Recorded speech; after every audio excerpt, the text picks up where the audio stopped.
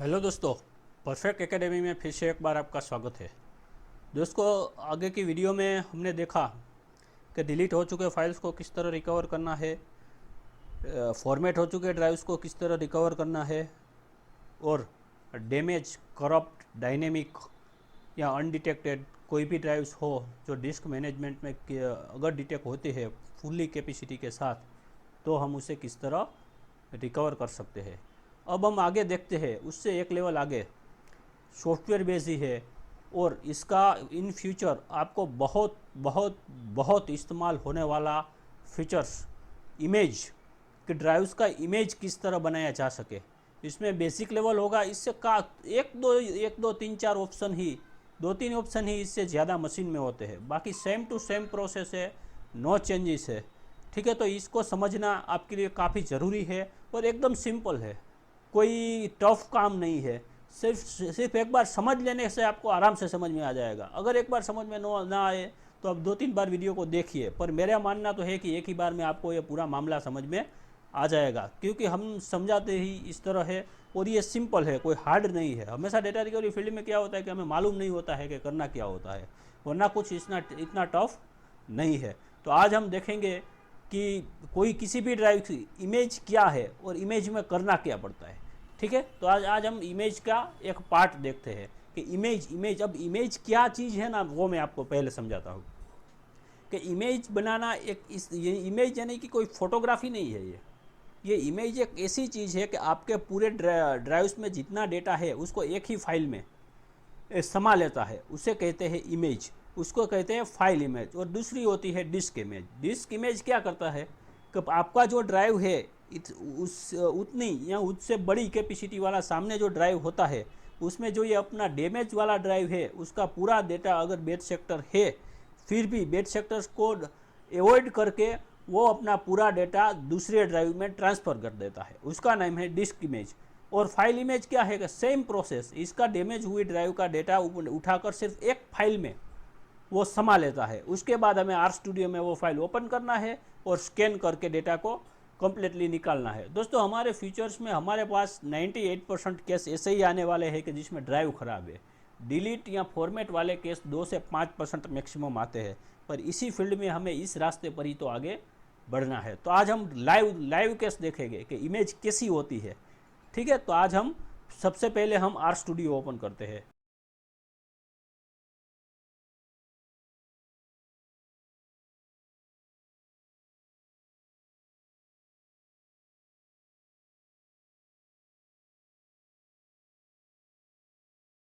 Are studio एक बेहतरीन और हमेशा हमारे वर्क में लेने वाला सॉफ्टवेयर है जिसका हम लाइव इमेज बनाएंगे।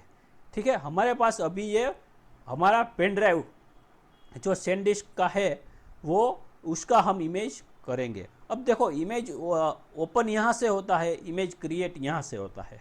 ठीक है, स्कैन देखा, ये भी हमने डबल क्लिक करके या फिर यह ऑप्शन के द्वारा हम किसी भी पार्टीशन को ओपन कर सकते हैं, वो हमने देखा। अब हम देखते हैं डिस्क इमेज, यानी कि क्रिएट डिस्क इमेज। जिस तरह उसमें डेटा रिकवर करते थे इसमें इसको इमेज करेंगे। अब इमेज कब काम आता है, जब हमारा डेटा यहाँ से कभी भी इमेज करना की ज़रूरत हमें कब पड़ती है कि हमारे ड्राइव्स में बेड सेक्टर है और हेड वीक नहीं है। पेन ड्राइव में तो हेड का कोई मसला नहीं है, मगर ड्राइव्स में हेड वीक है तो हमें एक हेड बंद करके मशीन में रिकवर करना पड़ता है। अगर हेड वीक नहीं है तो हम सॉफ्टवेयर से भी रिकवर कर सकते हैं। इसके लिए दूसरा भी सॉफ्टवेयर आता है, उसका हम आगे चर्चा करेंगे। पर अभी हम लाइव केस, हमें अभी ये समझना है कि इमेज है क्या और इमेज बनता कैसे है। हम आज उसका पूरा लाइव डेमो देखने वाले हैं। ठीक है, हमारा ये ड्राइव है जिसमें ऑलरेडी डेटा है, उसका हम इमेज बनाएंगे। कभी कभी क्या होता है कि पार्टीशन दिखता है, ओपन करते हैं होता नहीं है, स्कैन करने की यहाँ से हम कोशिश करते हैं, स्कैन आगे बढ़ता नहीं है। उस परिस्थिति में हमारे पास एक ऑप्शन और बचा हुआ होता है, वो है इमेज क्रिएशन। अब इमेज क्रिएशन काफ़ी कम सॉफ्टवेयर में ये ऑप्शन दिया गया होता है। इसके आर स्टूडियो के सिवा भी कुछ दो तीन सॉफ्टवेयर में दिया है, पर आर स्टूडियो सबसे बेहतर माना जाता है डेटा रिकवरी फील्ड के अंदर, सॉफ्टवेयर के अंदर। तो हम देखते हैं कि अब इमेज किस तरह बनता है। ठीक है, सिंपल ही आपको वो पार्टीशन को सिलेक्ट करना है, जैसे हम आगे के वीडियो में करते थे। क्रिएट इमेज, जैसे ही आप इमेज क्रिएट करोगे तो सीधा आपको इमेज क्रिएशन का ऑप्शन आएगा। ठीक है, तो वहाँ से आपको एक लोकेशन बना लेना है। मान लो कि मैं अभी यहाँ से डेस्कटॉप पर जाता हूँ और यहाँ पर मेरे को सेव करना है। मैं एक फ़ोल्डर यहाँ पर बना लेता हूँ जिसका नाम रख देता हूँ आर स्टूडियो इमेज।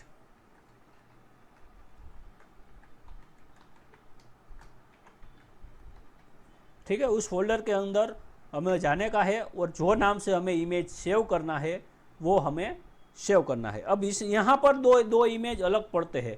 एक तो ये है कि हम एक फाइल सिलेक्ट करते हैं, यानी कि पूरा डेटा फाइल बाई एक फाइल में समा जाएगा।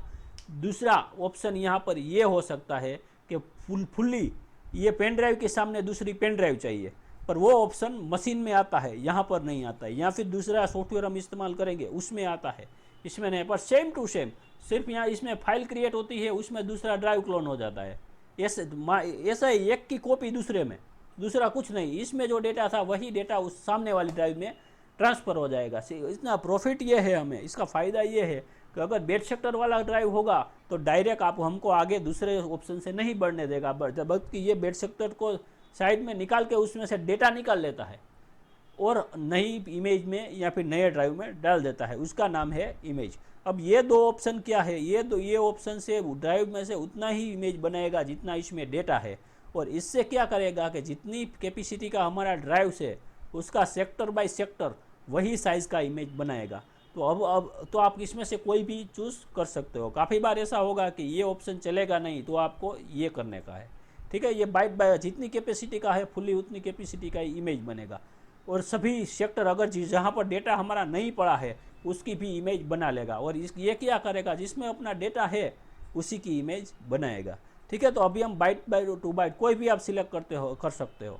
ठीक है, अभी हम बाइट टू बाइट इमेज करते हैं और डेस्कटॉप पर जाते हैं, और जहाँ पर हमने आर स्टूडियो इमेज का फोल्डर बनाया वहाँ पर इमेज बना देते हैं।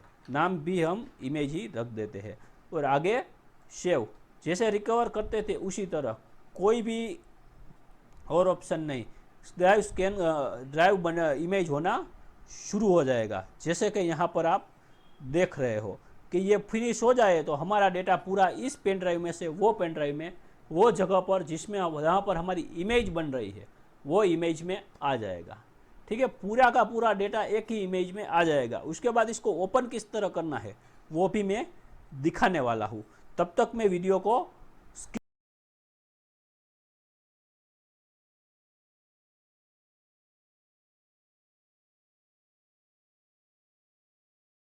स्किप करता हूँ। हेलो दोस्तों, हम देख रहे हैं कि 90% के करीब इमेज हमारा बन चुका है। तो हम बस 2-5 मिनट ही के वेट के बाद ही हम पूरा अपना इमेज क्लियर हो जाएगा। उसके बाद हम इमेज को ओपन करके भी देखने वाले हैं। तो इंतज़ार कीजिएगा 2 मिनट के लिए।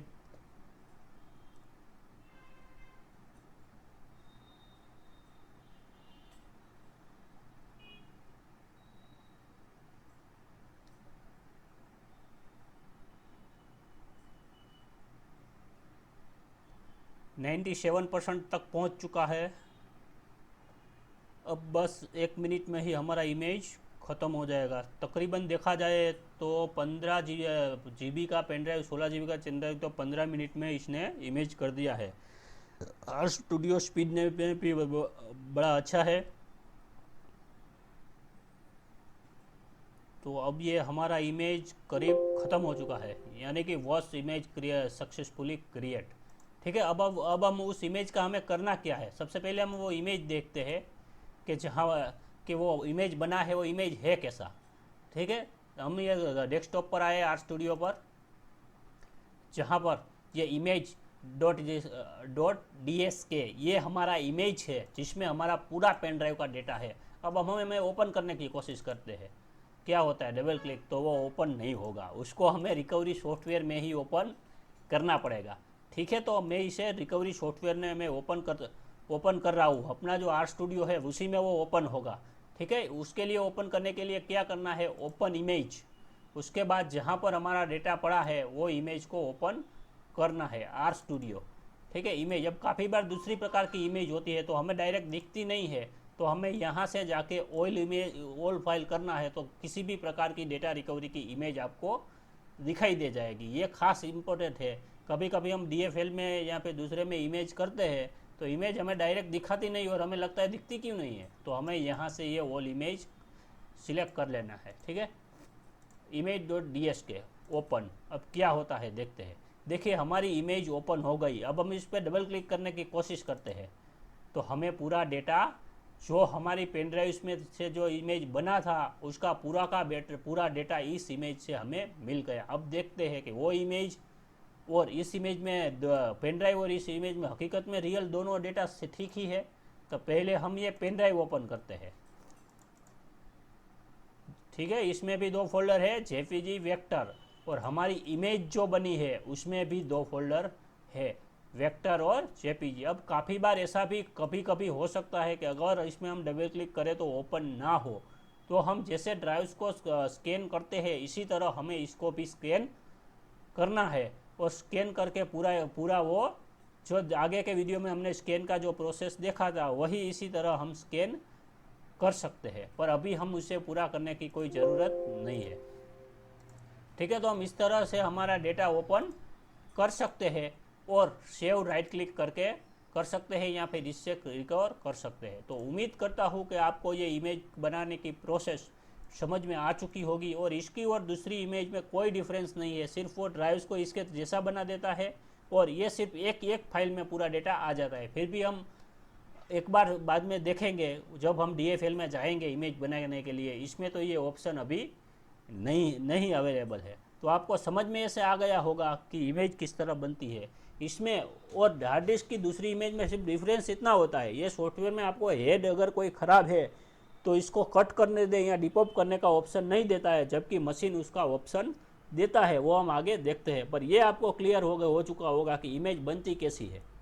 ठीक है, आप 500 GB तक की हार्ड की ड्राइव्स के लिए इस तरह सिंगल इमेज में ही इमेज बना सकते हो। अगर 500 से ज़्यादा है तो आपको सामने ड्राइव में ही क्लोन करना पड़ेगा, उसका ऑप्शन भी हम आगे देखेंगे जब हम DFL में जब मशीन में आएंगे। कोई भी सॉफ्टवेयर में हेड डिपॉप हेड कटने करने का ऑप्शन तब तक नहीं दिया गया है और शायद पॉसिबल नहीं हो पाएगा क्योंकि वो हार्डवेयर में ही पॉसिबल है।